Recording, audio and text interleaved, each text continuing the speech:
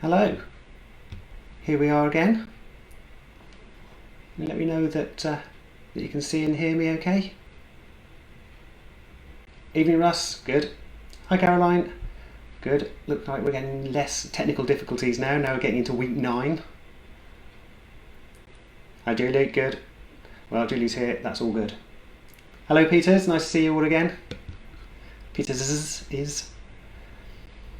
So, we'll just give it a bit. Oh, hello Beverly. Tonight we're going to have a chat about autoimmune diseases, which is something that's quite personal to us as well, so we'll touch on that a little bit later. I've got quite a lot of sort of pictures and slides and things like that for this one, so do bear with me because trying to get those up at the same time has been a bit tricky. So, I've been asked to do with autoimmune by quite a few people, and I wasn't quite sure how I was going to present it because it's such a massive topic, and so one that is actually quite personal to us as a family as well. We're not looking to cure autoimmune diseases. In fact, we're looking to put a disclaimer up first, aren't we? Yes, we are.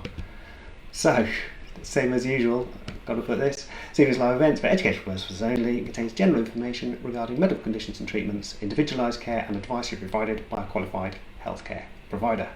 Marvellous. Yes, we're not really looking to cure autoimmune diseases, but more to manage them. And there are definitely general themes that run throughout the whole spectrum of autoimmune disease. So we'll be focusing more upon those. Each of the diseases themselves pose their own individual challenges, but the stronger you've got the basics, much less likely you're going to get symptoms. So, what is autoimmune disease? It's essentially when the body's immune system goes rogue. There you are. Extra point for naming the universe in which rogue resides. Yeah, I know that amused me. So it's a hypersensitivity triggered against the body's own erstwhile healthy tissues. Autoimmune disease sort of happens when the body's natural defence system can't tell the difference between your own cells and foreign cells, causing them to mistakenly attack normal good cells and any tissues. So depending on where they're attacked, depending upon the symptoms that you can get. There are a whole gamut of autoimmune diseases that have been named, about 80 odd, and I suspect there's a huge number with no formal title as of yet. The immune system's primed to fight off viruses, bacteria, germs, foreign invaders, which we've discussed before, and that causes the inflammatory response.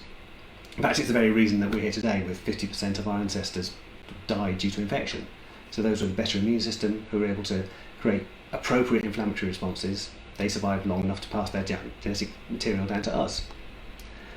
Normally our immune systems will produce antibodies that protect the body from these microbes. Antibodies are small proteins in the blood that fight off foreign agents. And they do this by creating an immunity against unfamiliar microorganisms. Auto, obviously means self, immune system, and it can't tell the difference between them. So your body attacks the healthy tissues, causes autoantibodies that attack and destroy healthy tissue. So there are a few common autoimmune diseases which I thought would be good just to go through, because these are the ones that we see so frequently, sadly. Type 1 diabetes.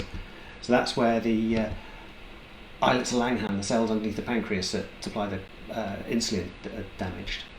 There's rheumatoid arthritis, which is obviously very, very common. We've spoken about that a few weeks ago in the arthritis module. This is where the joints can get hot, inflamed, obviously very painful. And psoriatic arthritis and psoriasis is where the cells, they'll multiply too quickly. Essentially, they'll build up into the patches and the scales of plaque on the skin. And with the nails as well, you often see a distinctive pitting in the nails there, which can alert you to the possibility of it being an autoimmune issue. Multiple sclerosis. So that's where the myelin sheath, the sheath around the nerve itself, is out of colouring. It's damaged, so the nerve signal coming down is slowed down, to leading to a whole host of symptoms like numbness, weakness, balance issues, difficulty walking, depending on where that plaque is on the nerve as to where you get the symptoms. Systemic lupus erythematosus, SLE. That's where the organs themselves can be attacked, commonly kidneys, brain, heart, and joints as well. And there's often this distinctive butterfly rash that you can see there, which again can alert to a possible SLE, and that's really important to get looked at. We just remove some of these. There we are. Inflammatory bowel disease. So that covers a few things. So it covers the Crohn's disease, which is anyway from the entrance to the exit of the digestive tract, and also ulcerative colitis, which is more the lining of the large intestine. We've got Addison's disease, where the adrenal glands are affected. The adrenal glands produce, among other things, the hormone cortisol, and so symptoms there can be weakness, fatigue, weight loss, low blood sugar. You often can get darkened skin pigmentation as well. And you'll find that a lot of these autoimmune diseases, a lot of the symptoms can be quite similar. And then we start getting to the thyroid ones, again very, very common. Graves' disease. So Graves' disease, where the thyroid gland is attacked and causes it to produce too much thyroid hormone, which will essentially rev up your body, giving you a fast heart rate, nervousness, jittery, weight loss, palpitations, and about 30% of people present with these exophthalmos, where these eyes bulge like that because of the pressure behind them. And there's sometimes a goiter present there as well. On the opposite end of that spectrum, you've got Hashimoto's thyroiditis, and that's where the thyroid hormones decrease, the production decrease there. The symptoms are opposite to that of Graves' often, where you get weight gain, still get fatigue, you get hair loss, sensitivity to cold, and certainly more goiter, as you can see there in that photo. And I know this particular one is very pertinent to some people here, Sjogren's, and I couldn't find out how to get the umlaut on there, so hang on, I made something. There we go. Sjogren's, we've got the little umlaut there now. So this is one where the lubrication to the eyes and the mouth in particular get affected, so it often causes dry eyes, dry mouth, but it can also affect the skin and the joints as well. So bear with as we move to the next few. WD. And myasthenia gravis. Now this is another one which is it affects the nerve impulse from the brain to the muscles. So it affects the ability of the muscle to actually contract, and it's particularly tends to relate to the eyebrows, the eyelid, and you get this sort of drooping of the eyelid, to get ptosis. So it can affect swallowing and facial movement quite a lot as well. If it's characteristically that gets worse the more activity and much better with rest. Autoimmune vasculitis, that's one, as it would suggest, will affect the vascular system, the blood vessels. So they become inflamed, so then reduce the size of the lumen, the hole that the blood flows through on the inside. So depending on where that blood's going to, different areas can get affected. Pernicious anemia is an interesting one. It's, again, very, very common. So this will give you a B12 deficiency, because pernicious anemia will damage the protein called intrinsic factor, which helps you absorb B12 in the food. And so without intrinsic factor you don't absorb it. And as we discussed previously, we have difficulty absorbing it at the best of times. And low B12 can lead to a whole host of things, affecting mental health, fertility, predisposition to other autoimmune diseases, fibromyalgia, heart disease, etc., etc. So it has an awful lot of ongoing effects with that as well, and really important to get sorted, because they can have long-term detrimental effects. And celiac disease, that seems to be another one of these autoimmune diseases on the rise. This will be where the villi of the gut are flattened more than upright there because of it, so you get less surface area for absorption, and these people are very sensitive to gluten, so gluten mimics a chemical called zonulin in the gut, which opens up the gut lining. So the more gluten's in there, opens up the gut lining, exposes it to the immune system, more of a reaction. So this can lead to a whole host of symptoms of weight loss, pain, bloating, inflammation everywhere. Most inflammation starts from the gut nearly all the time. So that one's very much on the increase. But not to be outdone, there's the gluten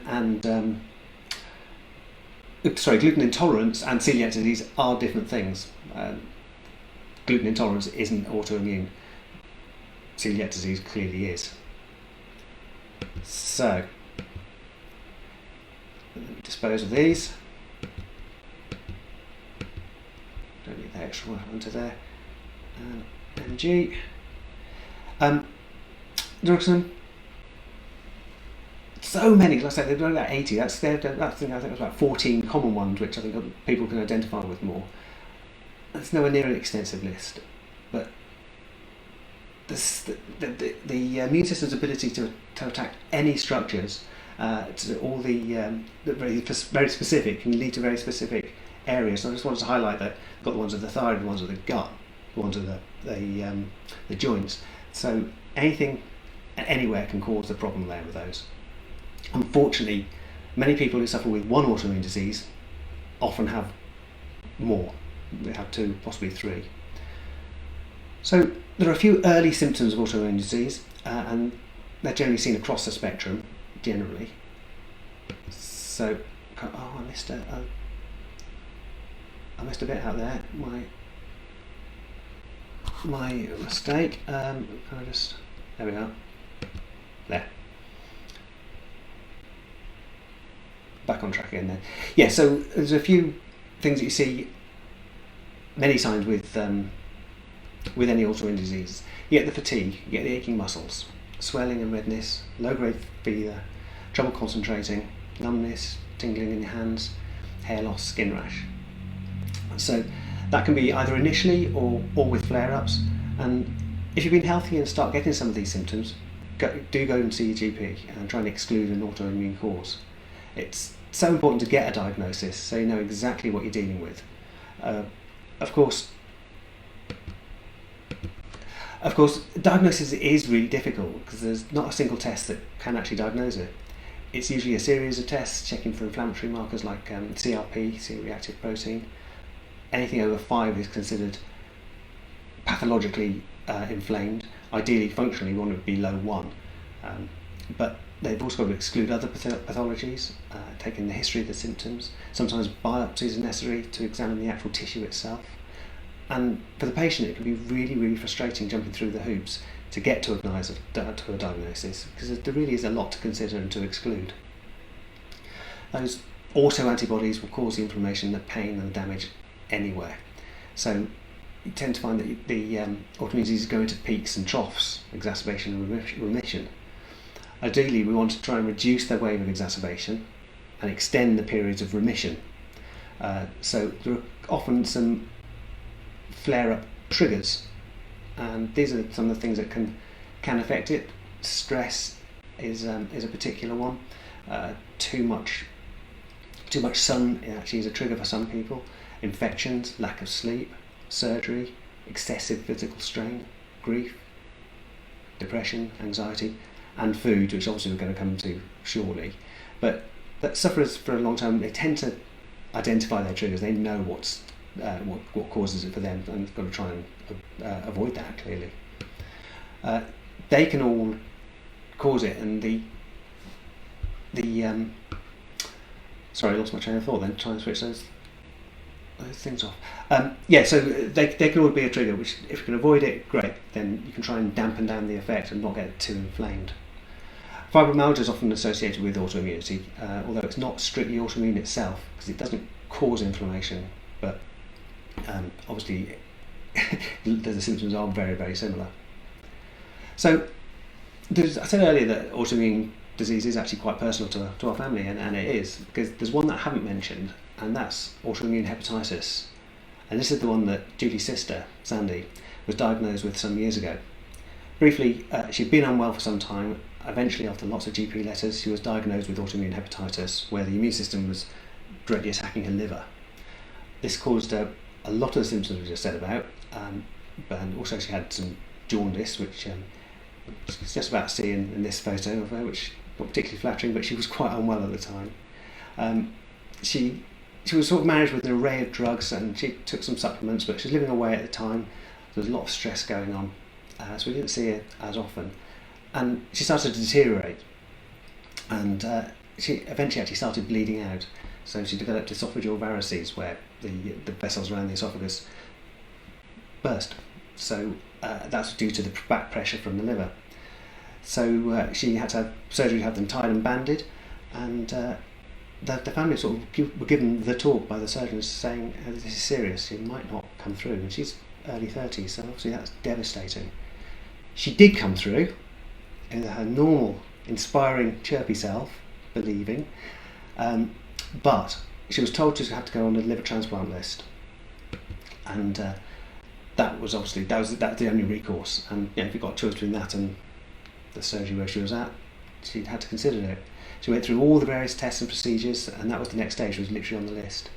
And we had a chat. She said, is there anything else we can do? And I said, well, I don't know. So we looked at everything we can possibly think of. And I found one thing that maybe was tying it all together. And this was this little devil, a crown.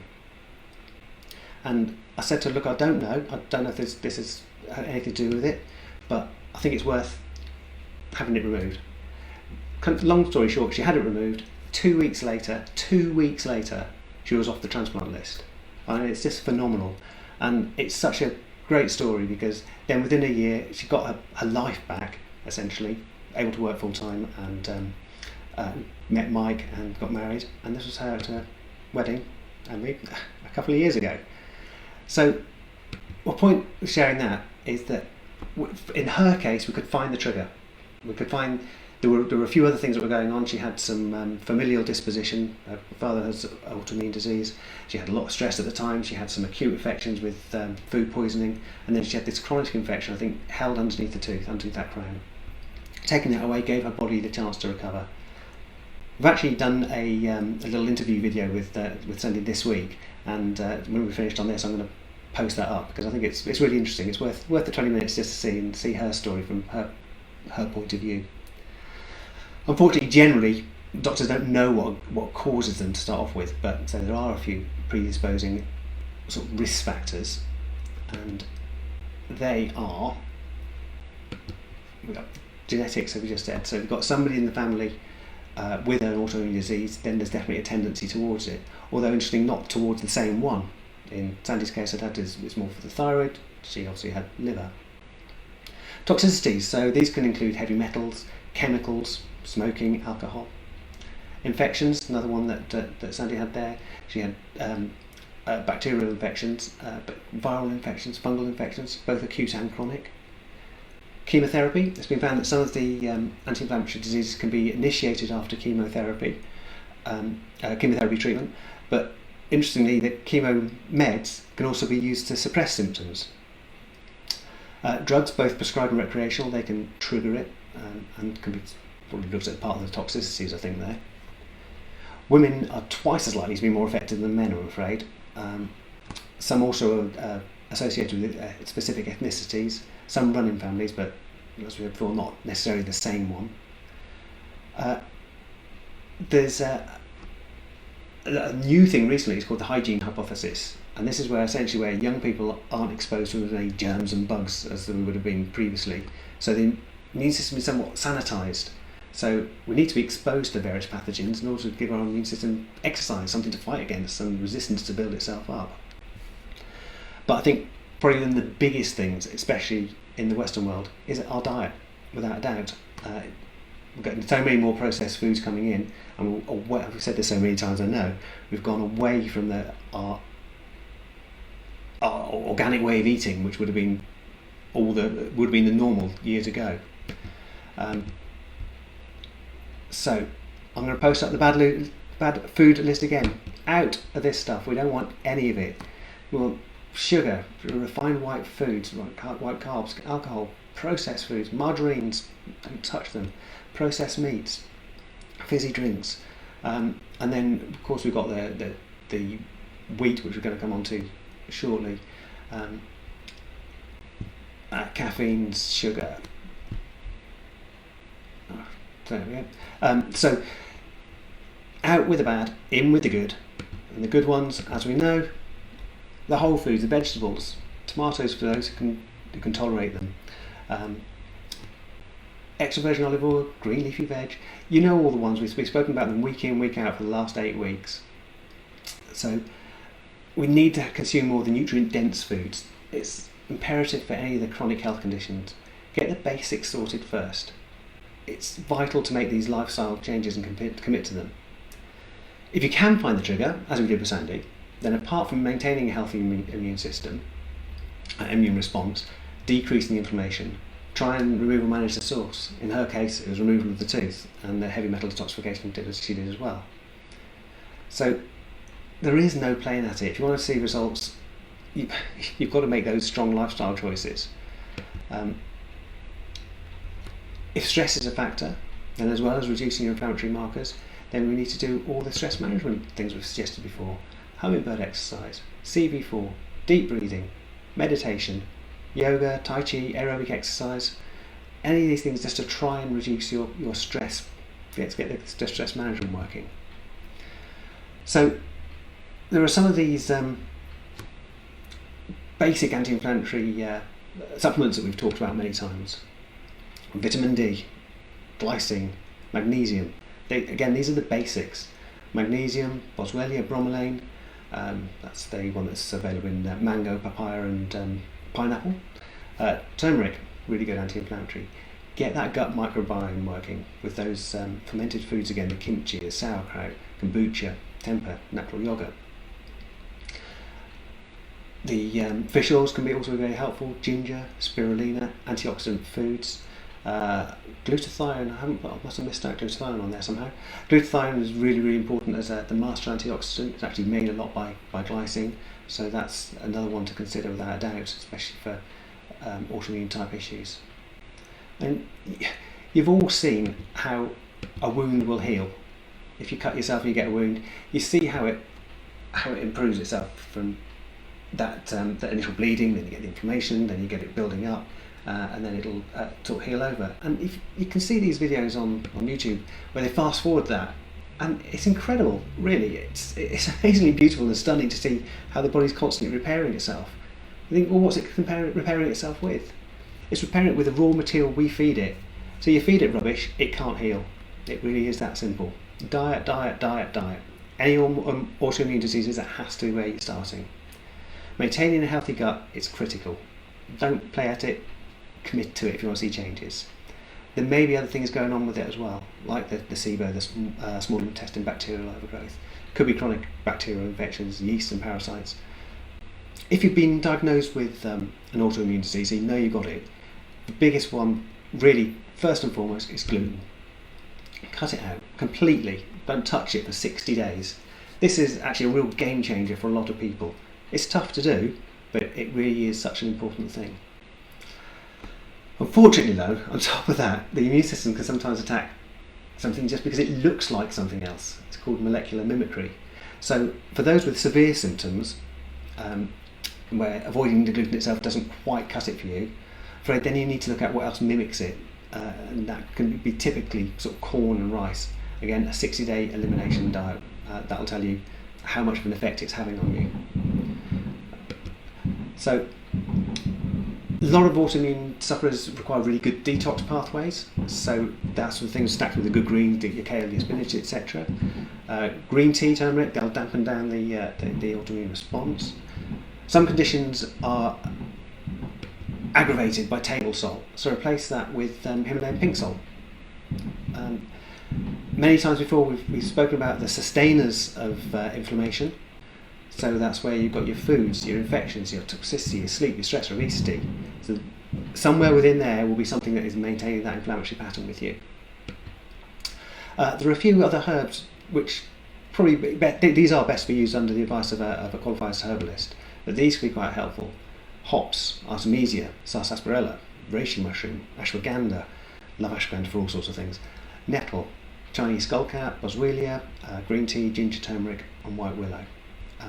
They can all help with the inflammatory pathway, dampen it down, and to trying to re-regulate and balance the body again. definitely try and avoid alcohol, especially on successive days. That's something else that's going to affect the immune response there. Like I said before, although it isn't curable as such, you can certainly have a big positive impact with diet and lifestyle improvements, but they need to be continuous and sustained. Living with chronic autoimmune disease can obviously affect people emotionally, so it's important to recognise that and look at those self-help techniques, the FAST technique, which is on the website, and consider the Bach flower remedies. There's a general list. I've got a general list here of the Bach flower remedies. There's 38 of them in total, and each one, this list isn't quite black and white like that, but it gives you an idea what they're for.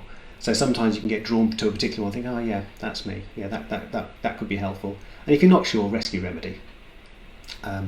So you look at that there, you think, oh yeah, living in the past, honeysuckle can be really helpful. Bit of lack of confidence, larch.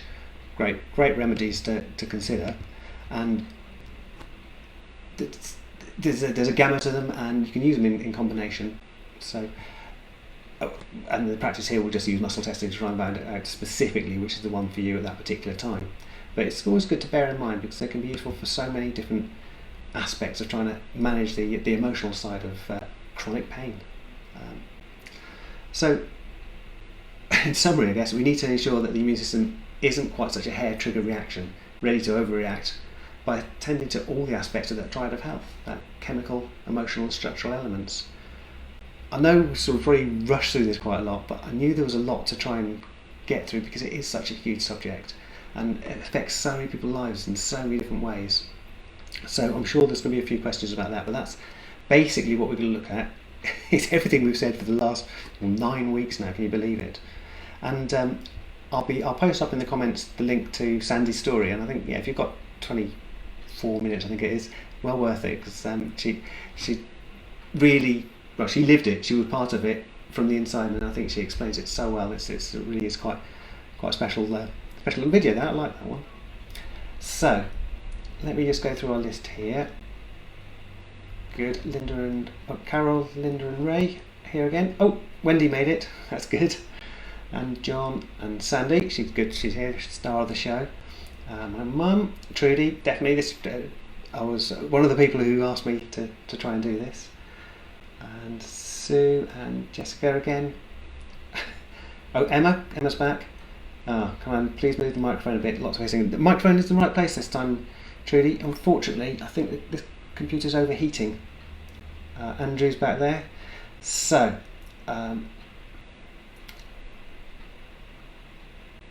let me just check through. So Trudy, it was chemotherapy that started mine. Also started my medication intolerance, then the food intolerances. Yeah, absolutely, Trudy. Yeah.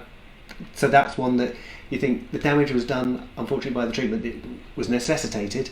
So we can't remove that, but what we can do is then just try and manage the inflammation as well as we possibly can.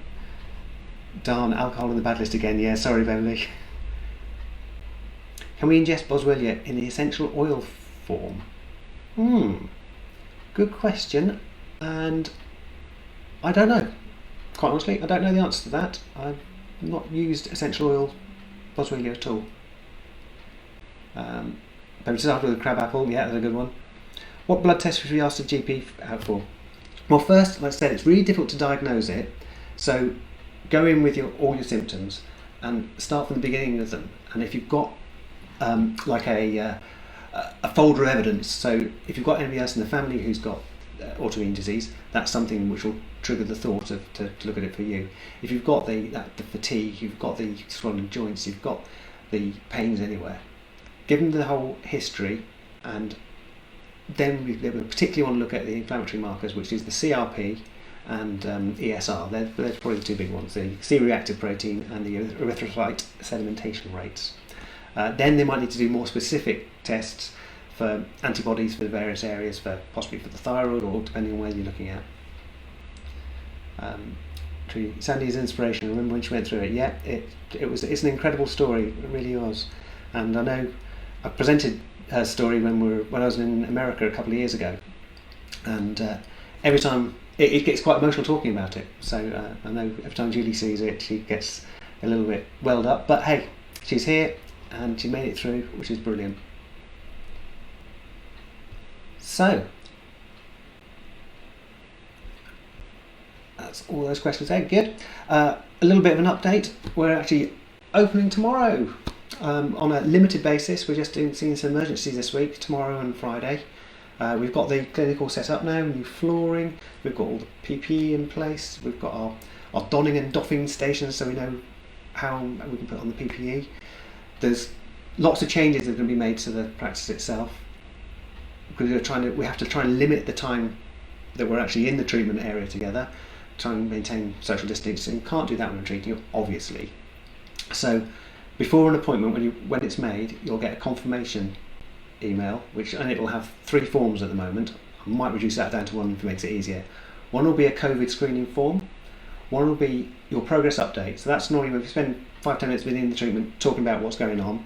We'll do that in the email beforehand, so I've got that information ready. And the other one will be a guide to the new practice guidelines that we're doing. Then I need those all sent back to me. 2 days before the actual appointment, you'll get a reminder to make sure they have been sent back. So then we ask for only one person to come into the practice at a time. So if you brought somebody else, ask them to wait in the car. Obviously, if you need to bring a chaperone for a minor, they've got to come, that's fine. But we're trying to minimise the chance of spread of any cross-infection. Ideally, payments could be done by backs. Julie's got a snazzy thing now where she can do checks on her phone without touching them. It's not ideal, it's going to be tough. We're going to have to limit treatment times themselves to 20 minutes. For the time after a treatment where we do exercises, etc., or supplements, I'll email those to you after the appointment. So we're going to have to use email quite a lot, I'm afraid. So we're testing the waters tomorrow. We'll see how that goes. We're leaving a gap in between. We have to leave at least 20 minutes between appointments in order to aerate the room. So yeah, we'll see how it goes, and I'm sure our regulations and the advice will change as time goes on, but at the moment we're doing the best we can. So what constitutes an emergency? Trudy, yeah, it's a good question. So essentially it's anything that otherwise you might need to see a GP or go to A&E.